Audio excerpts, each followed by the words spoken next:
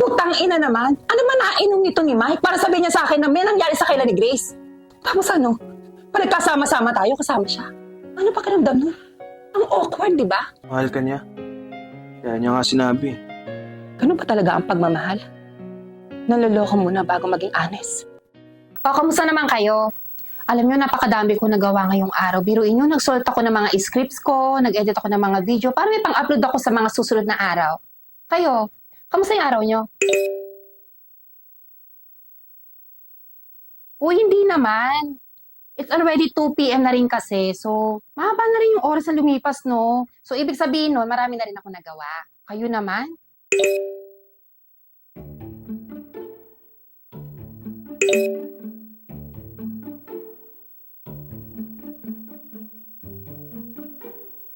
O sige, magtanong kayo about sa content ko. Sasagutin ko kayo.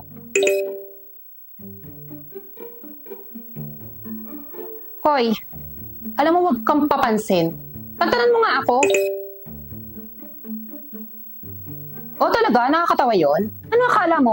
Papasinin kita? Asa ka? Shit! Hoy, ba't mo ko sinendan yan? Hoy, hindi biro yan. Malaki yan, ah. Ba't mo naman kasi ko sinendan? Alam mo, papansinin naman talaga kita eh. Ang akin lang naman, nabubuisit lang talaga ako sa mga banat mo. Ibabalik ko to sa'yo ah. I-chat mo sa akin yung account mo. Saway. Sige na nga guys, mag-end live muna ako. See you next live. Laki rin yun ah. 20,000 din yun. Wait, di ako makahinga. Kakainis? Ano gagawin ko sa sinenyang pera? Ano pera? Okay ka lang ba? Pera as in pera. Sinala niya kasi ako ng gifts na pag kinonvert mo into cash, 20,000 din yun. Ha? Di maganda. May pera ka na. Saka sinendan ka, ibig sabihin blessings yun. Hindi kasi, we. Nabubwisit ako dun sa nag-send. Biruin mo binibwisit niya ako, tapos bigla niya ako sasenda ng gano'n. Anong trip yun? Nako, alam ko na yan. Yung inis mo na yan, mapupunta yan sa love. Never know, tsaka hindi ko pa nga siya nakikita. Malay mo naman magpakita, di ba? Ligaga, excited yan. Nagay lang naman siya sa akin. Tsaka bibisitin lang ako nito. Malay mo naman. O bakit? Pinukuha niya yung Facebook account ko. Uy, di bigay mo. Para makita mo rin siya, malay mo naman. Ibibigay ko naman talaga. Tsaka, ibabalik ko rin yung sinenya sa akin. No? Baka mamaya may pinaplano lang siya.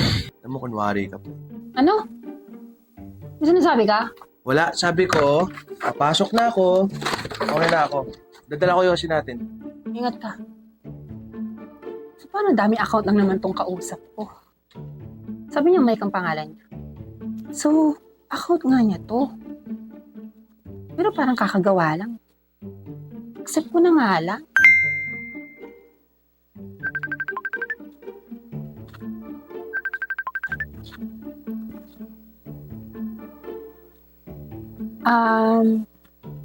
Yes? Hi, I'm Mike nga pala. Ito talaga yung real name ko. Pwede mo rin man ang tawaging love, baby, mahal, o kaya boss, para boss mo ako. Pwede rin namang ako yung tatawag sa'yo ng boss kasi gusto kitang maging boss ng buhay ko. Kaya naman ako nakikipagbiruan sa'yo, ah. Ano ba kailangan mo? Tsaka siguro may pinaplano ka, no? Kaya sinendan mo ako ng ganung kalaking pera. Ano ba kailangan mo? Ibabalik ko yun sa'yo. Ulit-ulit ka rin, no? Alam mo, kakaya masyadong maging masungit. Sige ka, baka pumangit ka niyan. Sa yung pera na yan, gift ko yan sa pagpapakapagod mo sa live. Okay, sige. Hindi ko na ibabalik. Pero sa isang kondisyon. Ano naman yung binibining, Kim? Magpakita ka ngayon sa video call dahil hindi ako nakikipag-communicate sa tao hindi ko naman nakikita yung mukha. O sige, magpapakita ako, pero sa isang kondisyon din. Di ba nauna ako? Bakit nakikisabay ka rin? Ayaw mo ba? Sige, huwag na nga lang. Oo na. Sige na. Ano ba yun? Anong kondisyon yan? Papayagan mo akong ligawan kita.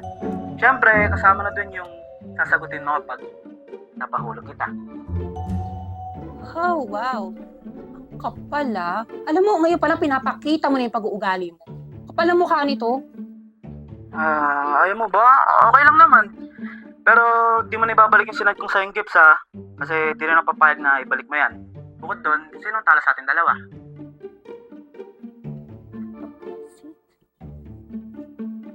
O sige na, sige na.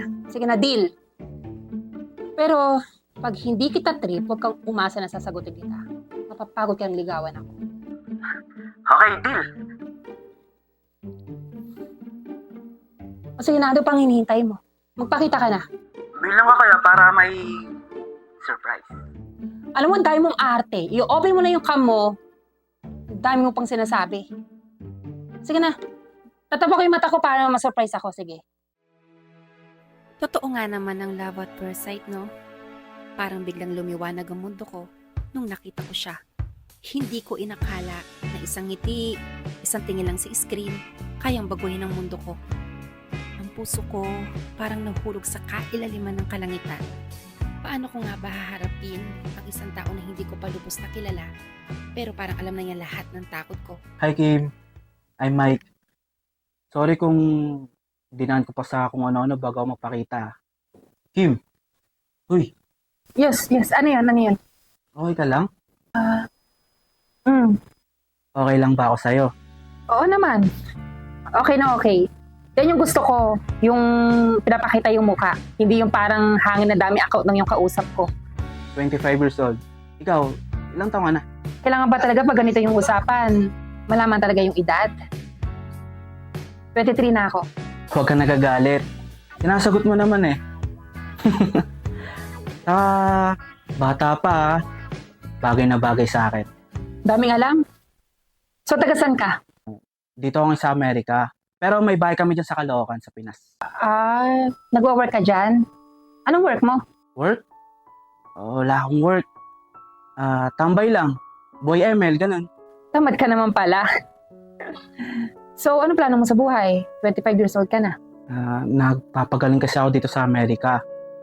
May cancer kasi ako sa dugo. Hirap kasi magpagaling dyan sa Pilipinas eh.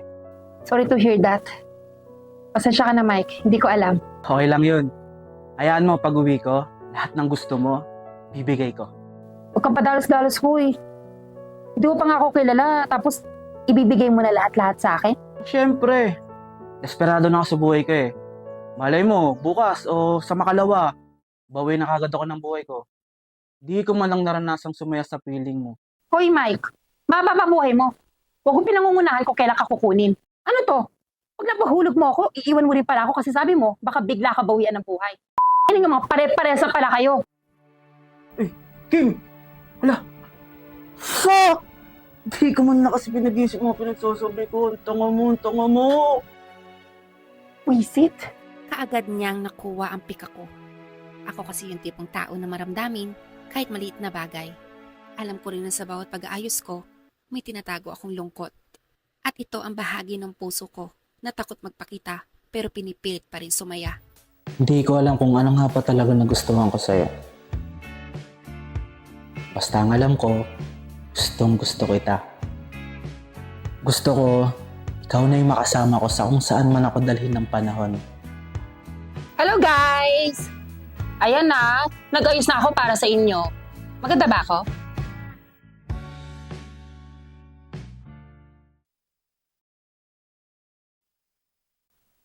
Hoy, nandiyan ka pa ba? Oh, sorry, naka-idlip kasi ako eh. Aba, gusto mo buksan yung cam mo? Wait. Ano, papatayin ko na sana eh, kasi mukhang hangin na naman yung kausap ko. Tsaka, ba't ba kita kinakausap? Di ba magkagalit tayo? Tsaka di mo pa nga ako sinusuyo eh. Bakit pa kita susuyuin kung yung pakiramdam ko sa'yo, hindi ko na naiintindihan? Ewan eh, magulo. Anong magulo? Tsaka nag-edit ka pala nung mga yung mga slideshow. Tsaka ang daming views yung ginawa mo kaya na dun sa photoshoot sa live ko. Oo. Gusto ko, ako lang gagawa sa'yo ng simula ngayon Gusto ko ako lang. Ibibigay ko sa'yo lahat, Kim. Okay ka lang ba? Ako? Okay lang naman ako.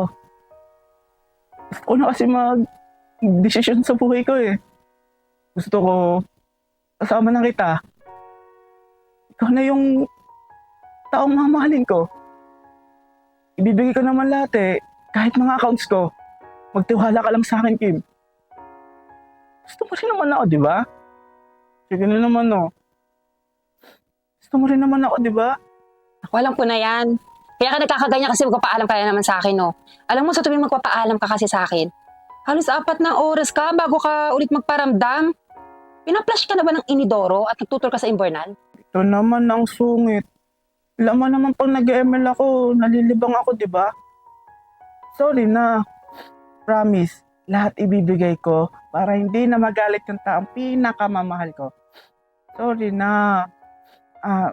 Babawi ako sa'yo kapag nakita tayo. Che, ewan ko sa'yo. August 21, 2021. Tandaan mo yan, ha?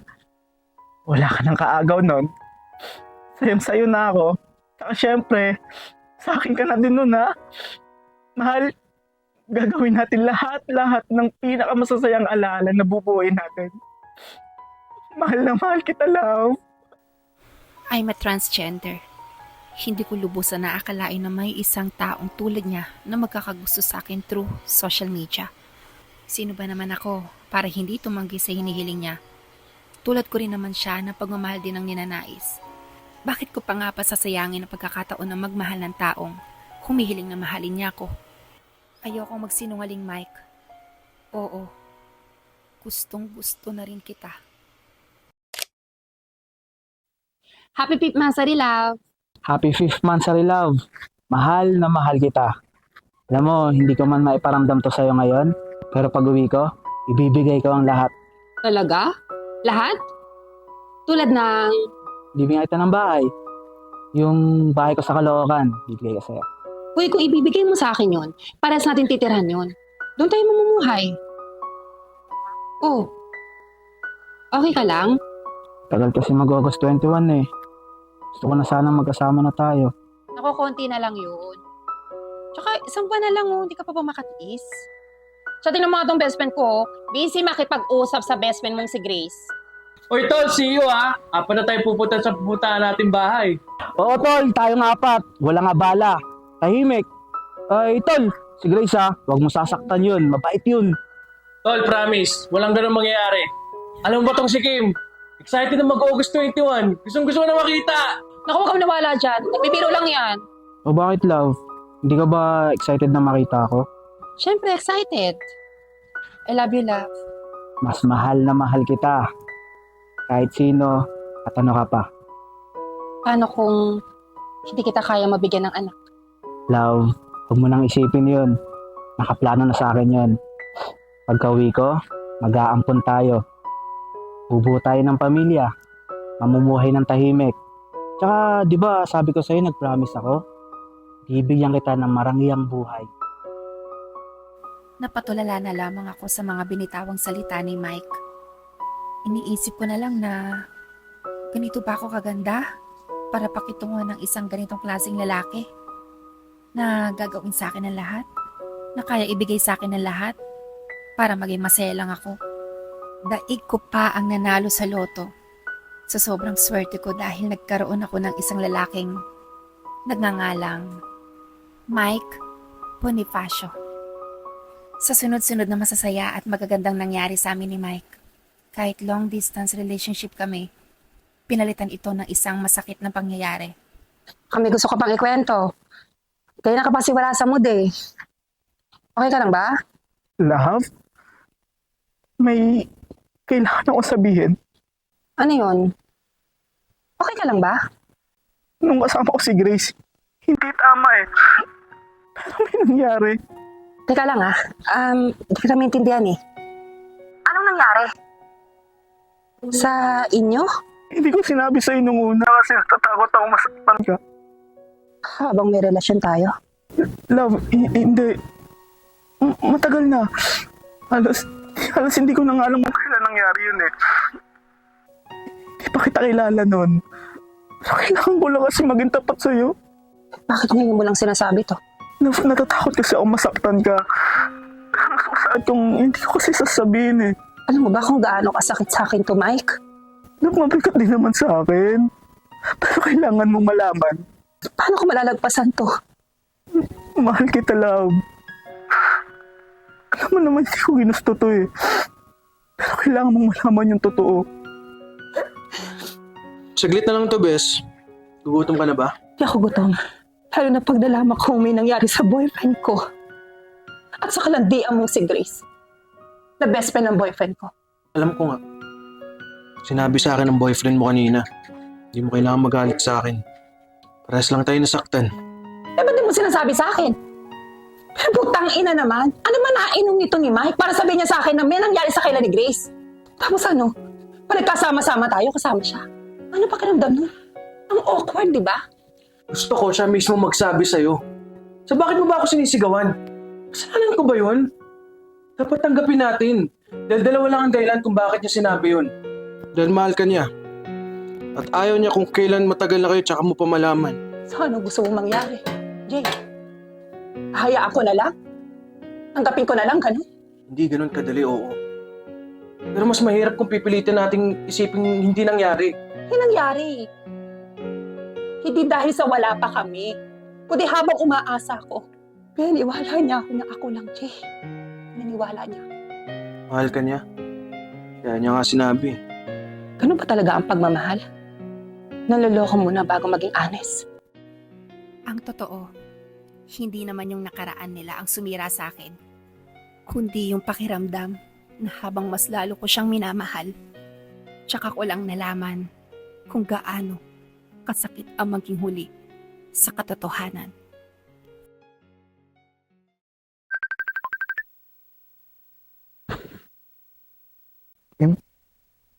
Ano pa? May kailangan pa akong sabihin. Hindi pa ba sapat yung mga sinabi mo? Ano na naman to? Ay, dumating. Pwede, wow. Ang dami mo bisita, ha? Babae, Kim. So, Tagal ko nang kilala. mas matagal kaysa sa akin? Oo. Anong kailangan niya sa'yo? May kasamang bata. Anong connection mo doon? Hoy! Tinatanong kita. Gusto mo sumagot? Anak ko. Anak ko, Kim. Ilang taon? 5. 5 years. 5 years na may buhay ka palang kinatago, Mike. Hindi ko naman tinago. Hindi mo tinago? Ano yun, Mike? Nakalimutan mo nang sabihin? Hindi ko alam kung paano ko sasabihin sa'yo. Oo, kasi mas pinili mo maging masaya ako sa kasinungalingan mo. Una, may nangyari sa inyo ng best friend mo. Tapos tinanggap ko. Tapos ngayon, may anak ka na, Mike. Mahal kita, Kim. Hindi nagbago yun. Tignan mo ko sa mahal na yan. Kung mahal mo ako, bakit? Kada pagsabi mo ng katotohanan, mas lalo mo akong pinapatay. Natakot ako. Ako rin. Pero hindi ako nanakit ng tao para lang hindi matakot. Hindi ako mawala ka. Tagal na, Mike. Tagal na akong nawala. Hindi lang ako nawala. Nauubos ako.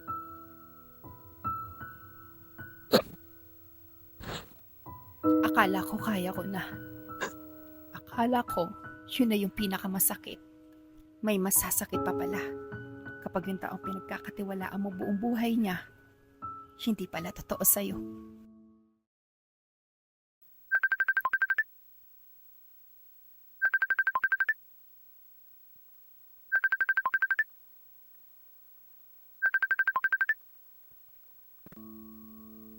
Alam kong wala akong karapatan.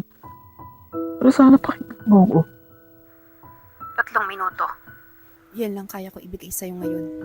Hindi ko plinano yun. Hindi ko alam kung paano nangyari yun. Pero isang bagay lang yung sigurado ako. Na mahal mo ako. Oo, ikaw lang. Hindi ako yung pinili mo ng mga oras na yon. Pero hindi faking nararamdaman ko sa'yo. Di sapat ang mahal kita. Kung paulit-ulit mo akong sisirain.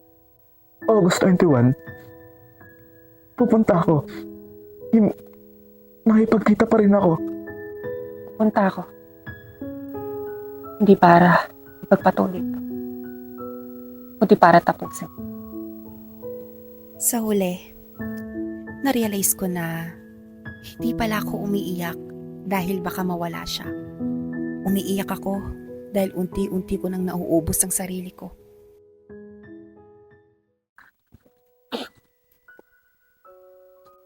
Ay, Dito ka na. pwede pa ba? Diretso, walang paligoy-ligoy. Hindi na. Kahit isang chance lang, Kim? Hindi na ako yung Kim na minahal mo sa screen. Mas totoo na ako ngayon. At sa totoong mundo, masakit ang consequences. May... Hindi pa ako nasasabi sa'yo. Ano yun? Kim, namamala yung sakit ko. Ba't ngayon mo lang sinabi? Kasi ayokong piliin mo ako dahil sa awa. Hindi kita pipiliin dahil sa naaawa ako sa'yo. Pipiliin kita dahil sa mahal pa rin kita. At ngayon, mahal pa rin kita. Pwede ko kaya kalimutan yung sakit. Kaya, mas pipiliin ko yung sarili ko ngayon. Hindi pala lahat ng love story kailangan magkatuluyan. Pero mas masakit pala kapag muntik na. Tapos piliin ninyong hindi ituloy. Nagkita tayo, pero hindi para buuin yung mga plano natin, kundi para tapusin lahat. Ang tagal natin hinintay yung araw na yon. Yung araw na akala ko, doon magsisimula yung totoong tayo. Pero pagdating mo, doon ko rin nalaman na doon na rin pala matatapos. Hindi man natuloy yung binuo mong plano para sa akin. Pero ang mas masakit, umabot tayo sa punto na pwede na sana. Kaso hindi natin pinili. Sapat na siguro na minsan pinangarap natin yung isa't isa. Sapat na yung mga gabing pinlano natin. Yung buhay na akala ko magiging totoo. Sapat na yung mga malapit na, kahit sa dulo, yun na pala yung pinakamalayo. Hinawakan kita, pero para bitawan. Nakita kita, pero para tanggapin na hindi ka na magiging akin. At sa lahat na nangyari, yun yung hindi ko matanggap agad. Na minsan, kahit mahal niyong isa't isa, hindi pa rin sapat para mag-stay. Minahal kita, hindi lang sa mga salitang binitawan mo, kundi sa mga pangarap na binuo natin. At hanggang ngayon, nandito pa rin sila. Hindi bilang alaala ng kung anong meron tayo, kundi bilang paalala ng kung ano yung hindi na natin tinuloy. Kasi minsan, ang pinakamasakit na love story, yung nagkita na kayo, pero pinili ninyong magpaalam.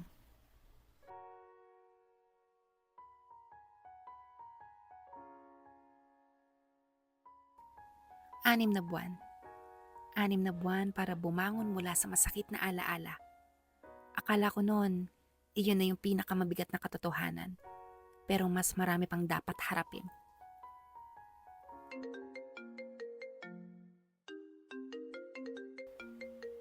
Sino na naman to?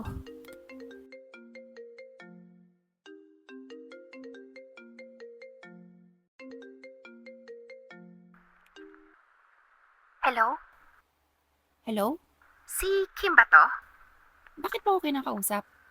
Kim, hindi ko na kayang manahimik. Kailangan mong malaman yung totoo. Anong totoo? Yung bata, hindi anak ni Mike. Nalaman ko. Ha? Kasi nandun ako nung birthday ng mama niya. Doon inamin nung babae sa barkada ni Mike na ibang lalaki yung totoong ama. Hindi si Mike. Ang totoong ama ay barkada lang rin ni Mike. Sinasabi ko to sa'yo para malaman mo na. Hindi siya? Hindi. Natakot lang siguro si Mike kaya inako niya. Sa wakas, lumabas din yung totoo. Tanga. Pareho kaming tanga.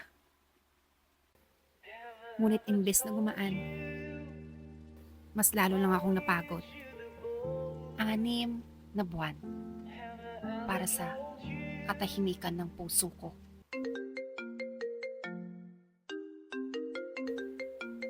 Mike. Kim, alam mo na ba? Oo, Hindi sa akin yung bata. Natakot lang ako. Hindi ko alam yung gagawin ko pero hindi kita niloloko. alam ko. Pero hindi na yun yung punto. Natakot lang ako. Hindi nga sa'yo yung bata. Pero hindi ibig sabihin, binabawi na nito yung sakit na binigay mo sa akin nun. Kim, pwede pa naman natin ayusin to, diba? Ilang beses na kitang inintindi. Ilang beses na rin ako nag-adjust para sa'yo. Pero hanggang saan ako, Mike? Hanggang sa maubos na lang? Mahal kita. Alam ko. Pero hindi na rin yung sapat. Second chance, Kim. Please. Gusto ko. Pero hindi na pwede. Pinipili ko na ang sarili ko ngayon. Tapos na. Matagal na. Nagawa ko. Nagawa ko nga. Hindi lahat ng katotohanan nakakapag-ayos. Minsan, kahit alam mo na yung totoo, pinipili mo pa rin umalis. Kasi may mga sugat na hindi naman kayang burahin ng paliwanag. At may mga pusong napapagod din magmahal. Sarili ko naman. I'm falling.